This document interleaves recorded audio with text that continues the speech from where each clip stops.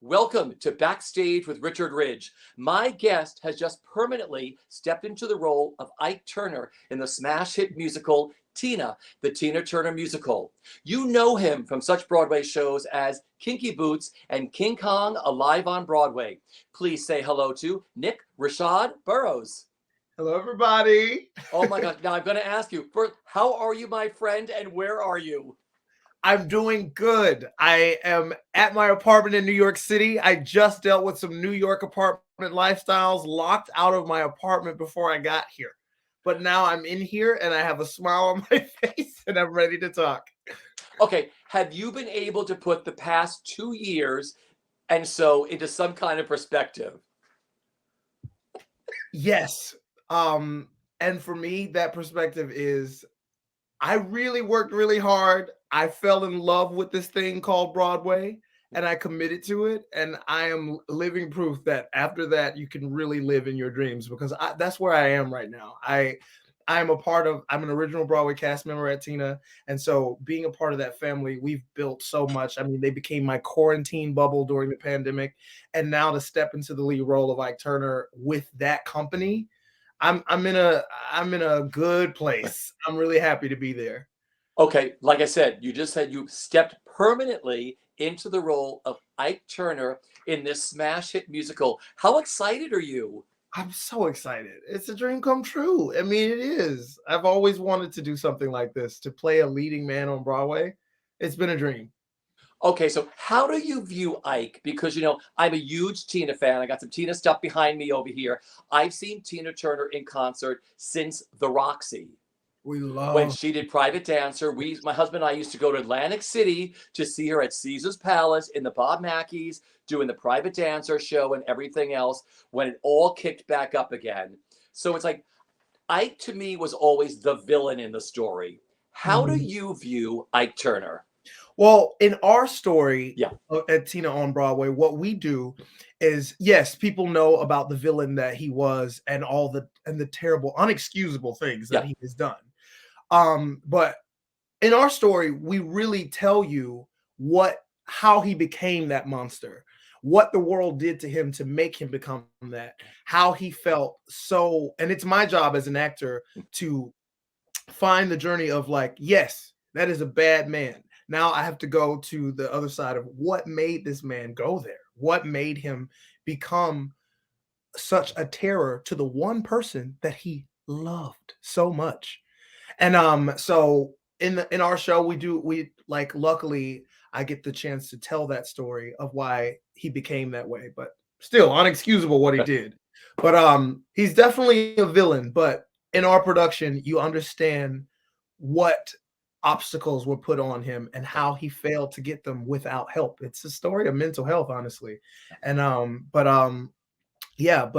it also shows you the amazing triumphant things that Tina Turner herself survived when so many people, including the people that she loved and only knew, told her that she couldn't. Like, Tina Turner's story is a superhero story. I always say that.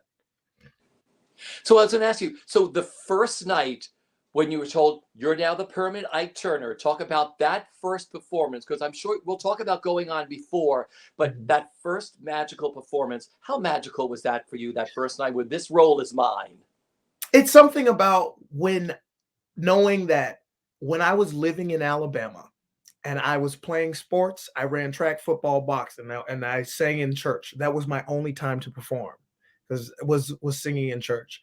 I remember randomly my mom my mom's friend got tickets to the tour of Ain't Misbehaving that was going to be in Alabama. I didn't know anything about theater. I didn't know what theater was. I just knew I loved to sing in church and I played sports. And we went to see that tour.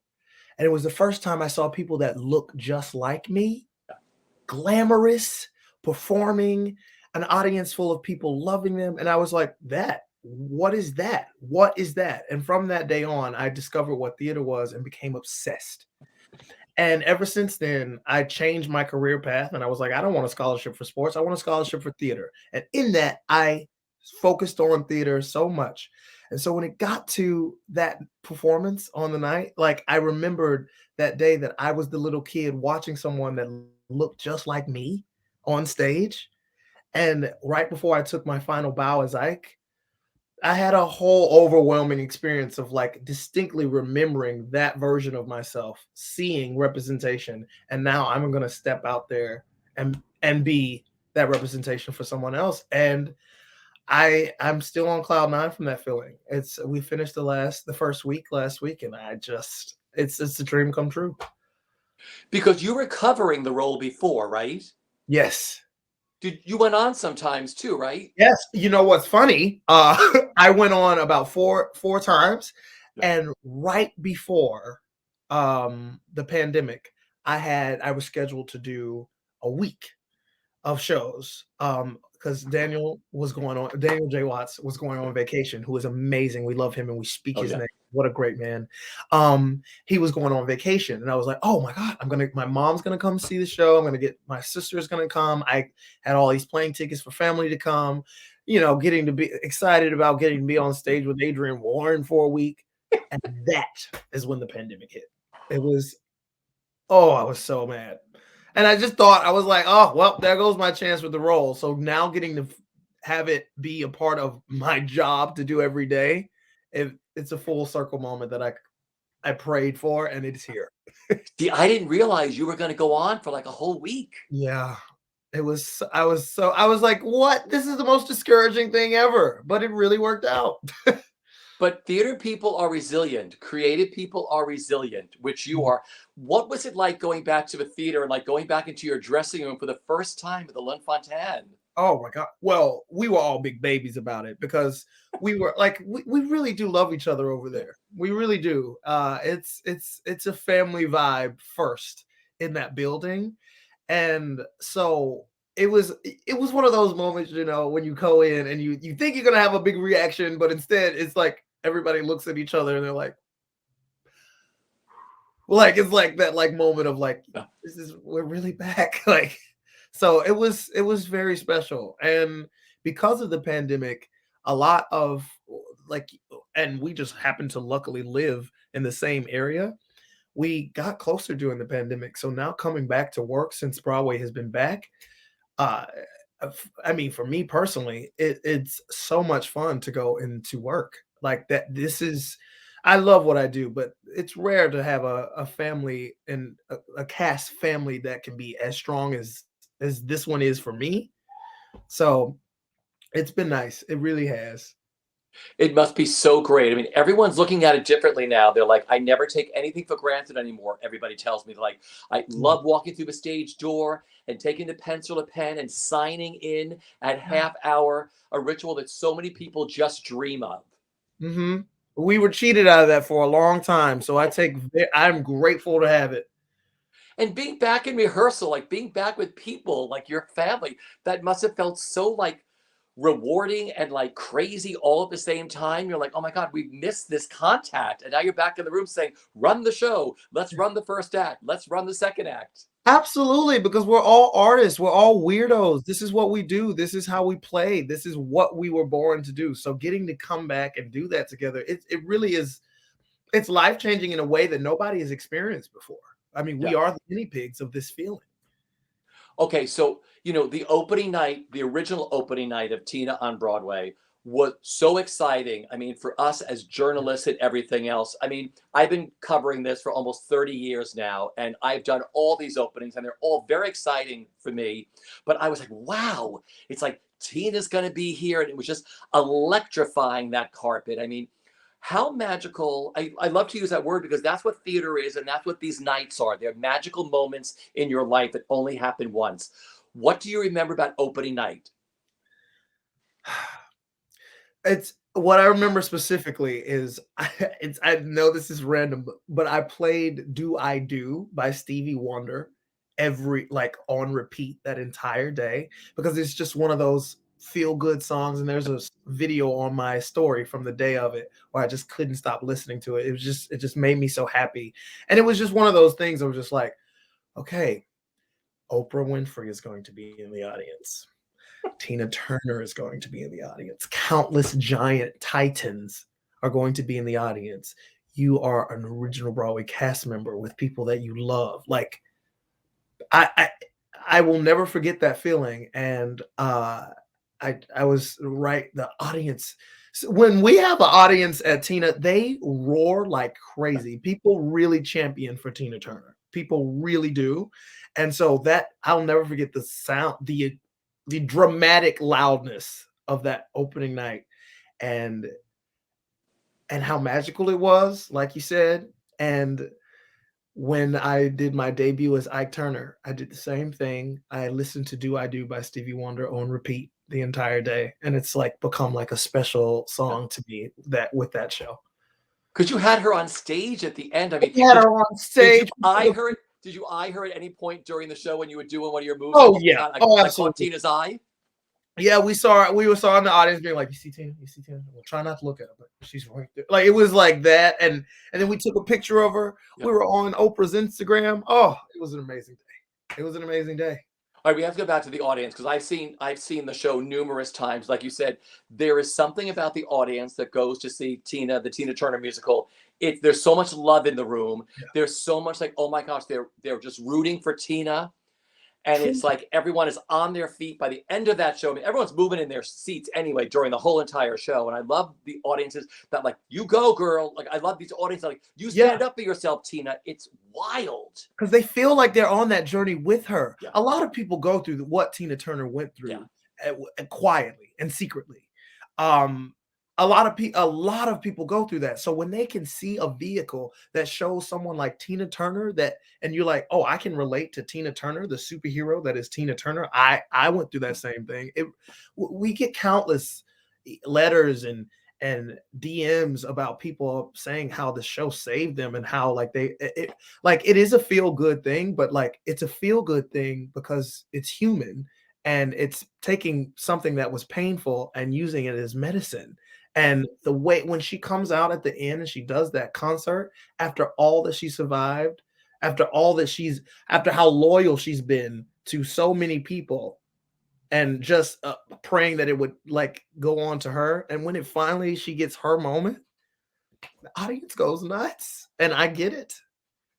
It's the best feel-good show in town because the doors open at the end and everyone is singing Tina Turner songs on the street of 46th Street saying, I have had the best time, an out-of-body experience at Tina. Because I was going to ask you, why do you think, you probably answered part of this already, but why do you think she's so beloved and that her music is so beloved and this musical is so beloved by generations and people from all different countries? Like one of the last times I saw the Tina musical, there were all these foreigners who loved the show but didn't speak English and had the time of their life. It's that strength. It's that undeniable strength from someone who doesn't look like they're that strong.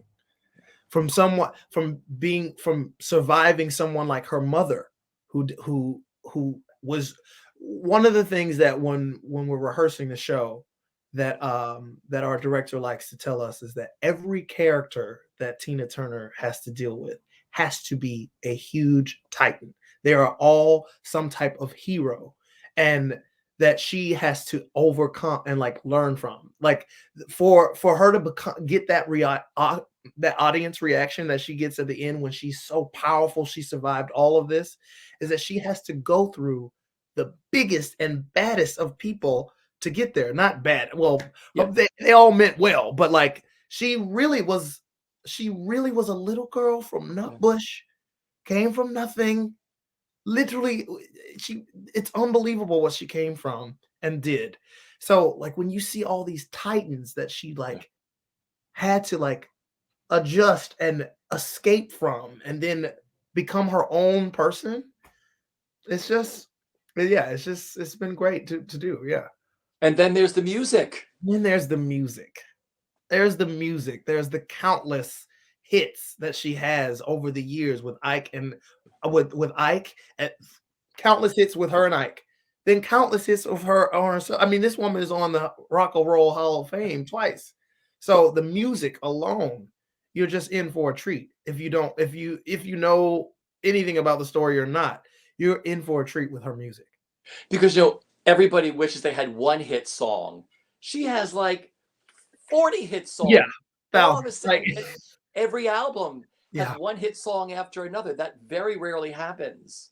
Yeah, Yeah, and you realize the audience, we all know these songs yeah, together and have a relationship to these yeah. songs. Yeah, it's an out of body experience going to your show. I mean, I'm going back again. I cannot wait. Talk about your two leading ladies now. Oh my gosh, they are incredible. Nkeki and Kayla, like, first of all, Nkeki was Tina in the West End. And she thrived and slayed there, and then now she's replaced, and she's been our leading lady too, as well as Kayla Davion, who I have worked with. So we did King Kong together. We played Jimmy Early and Laurel in during the pandemic, during like Dream Girls. So, and now this is our third time doing a show together, and so working with both of them on stage, because I've been with both of them from the very beginning, and like over the years, those two women have become rocks in my life. And honestly, I get to stand there and have them belt at me.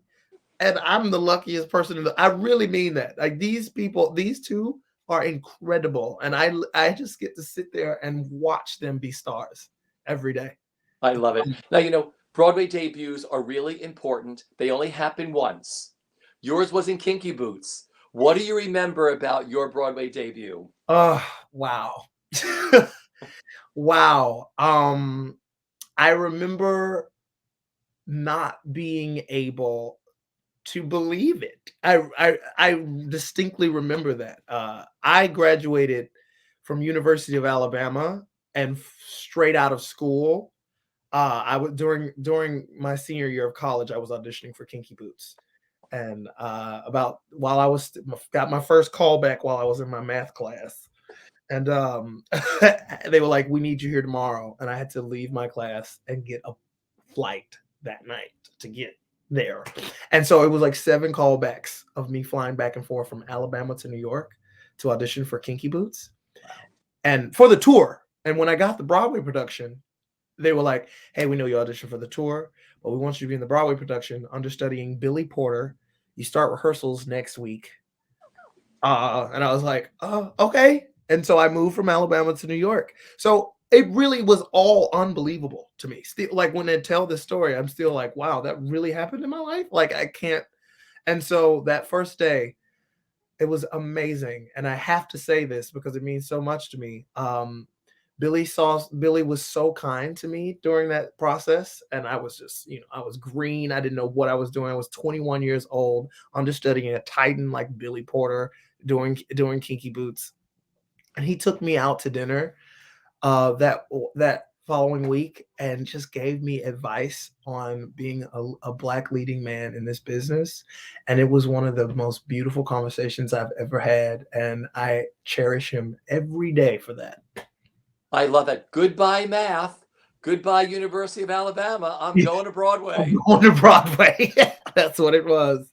So, do you remember that first night in the Lola Boots? Oh, absolutely. I remember because it was like one of those times where Billy had warned me that it was coming up, and he was like, and I was like, okay, okay, okay. And then when it came, they were like, all right, kid, it's the day.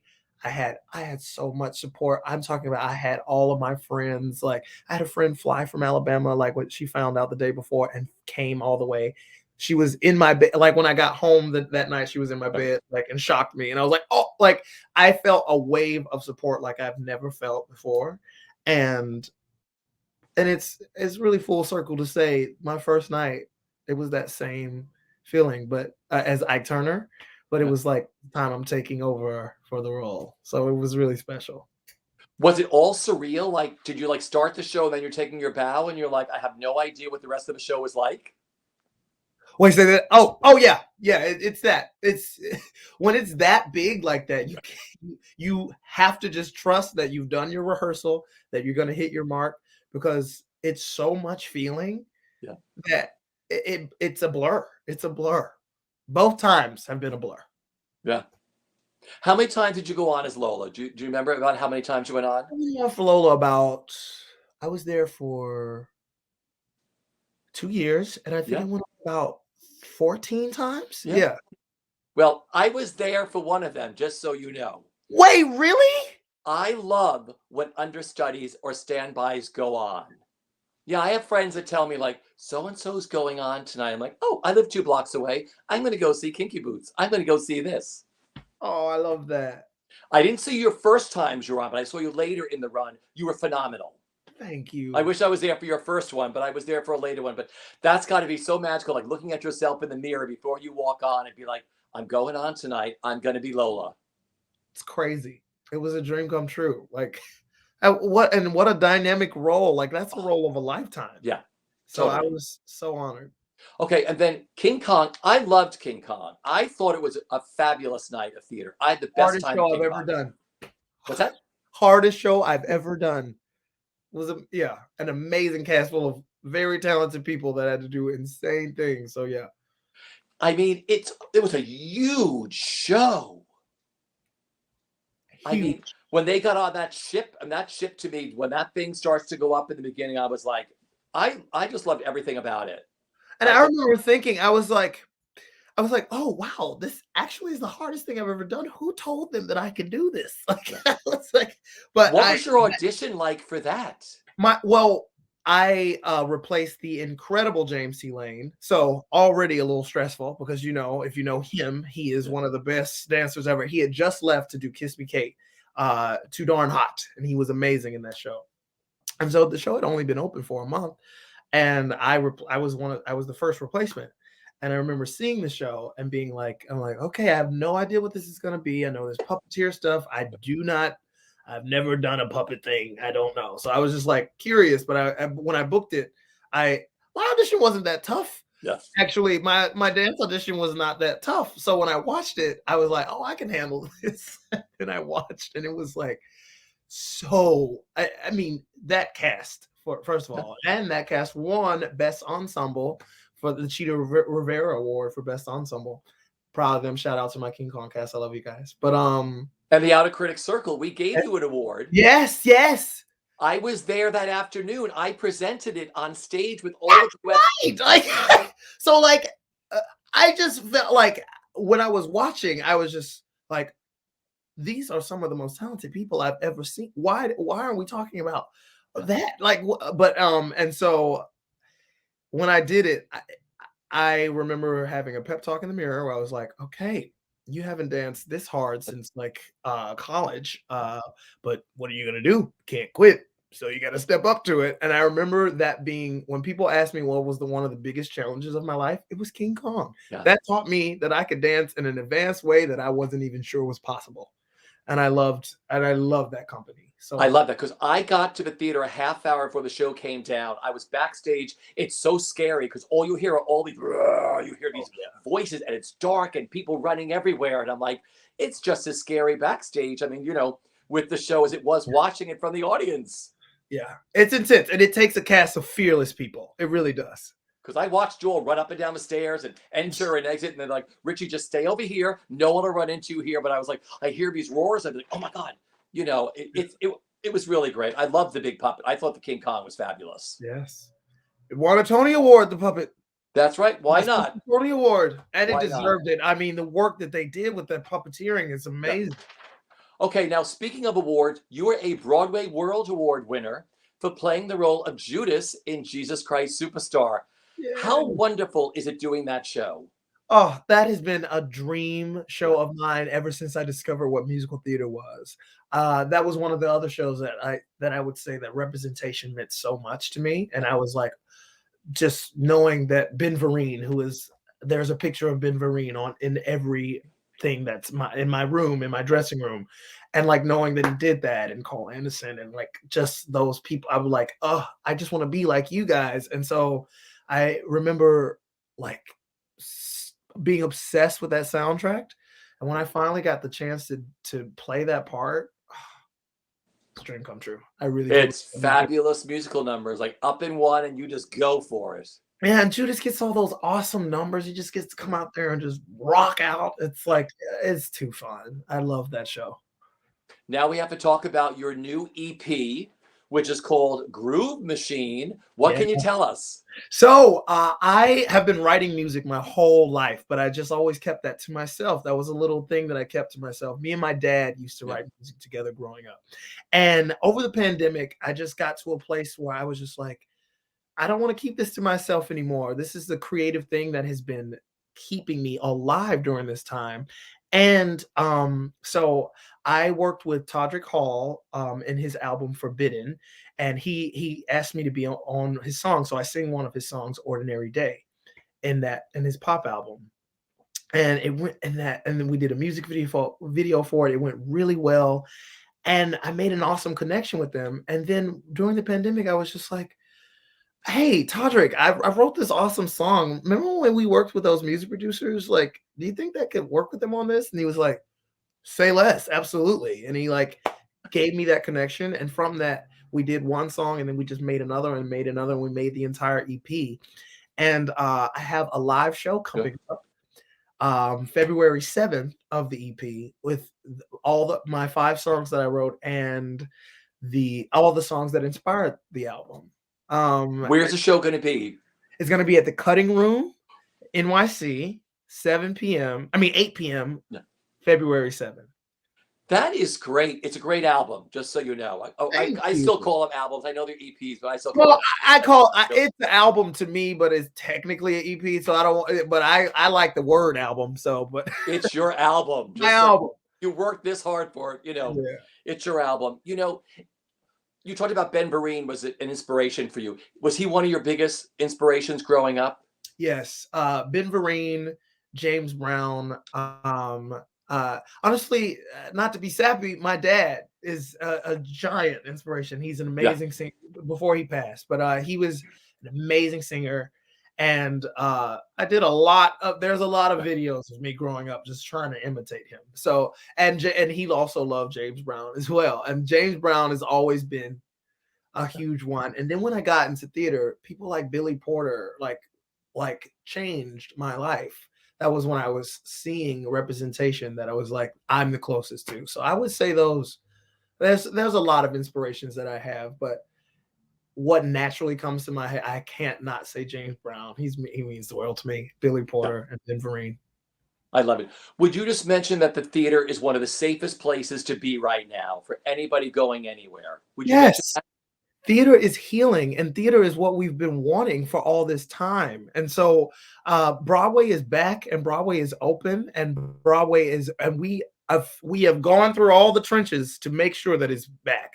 And now we have. So, and I think people should that should be spread for people to remember. Broadway is back, and go and get your healing, because that's what Broadway does. It heals people, and it's going to heal this city.